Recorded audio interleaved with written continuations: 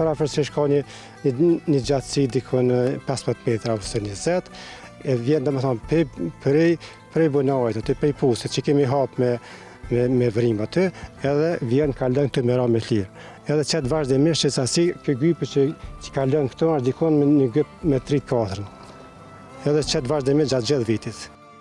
Mes serrave dhe gjelbërimit, Ferati ka ndërtuar edhe një burim uji që furnizon fermën dhe kulturat bujqësore, duke bërë punën më të lehtë dhe duke i dhënë gjithë hapësirës një pamje të veçantë. Historia e t'i kryerit është kështu. Unë e kam hapë një bunar për nevojat mia familjare, duke llogaritë që me ngrit në altë me pumpë me rrim. Mirë, po kjo, kur kemi shku dikon 50 metra, ka dalë një sasi bukur e madhe ujtë, sa që ka ndalë edhe për mbi sipërfaqe të tokës.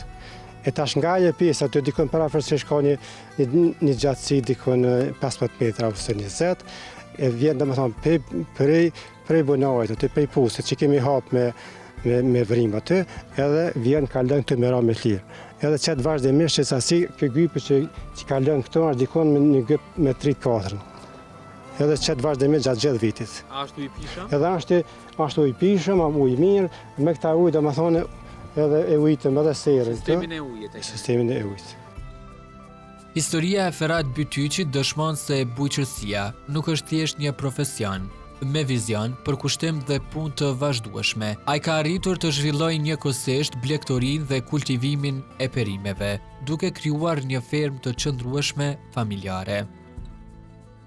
Ju e thatë që po punoni edhe për ndërtimtari, edhe ajo se çka pak ndodh në Kosovë, ka se kemi pak ndërtimtarë, sepse shumicën e njerëzve e kemi pas që e bëjnë ndërtimtarinë e përëndim. Juve, çka ju ka shty që me qëndru në Kosovë, edhe me u marrë edhe me punën e ndërtimtarisë, por njëkohësisht edhe me blegtori?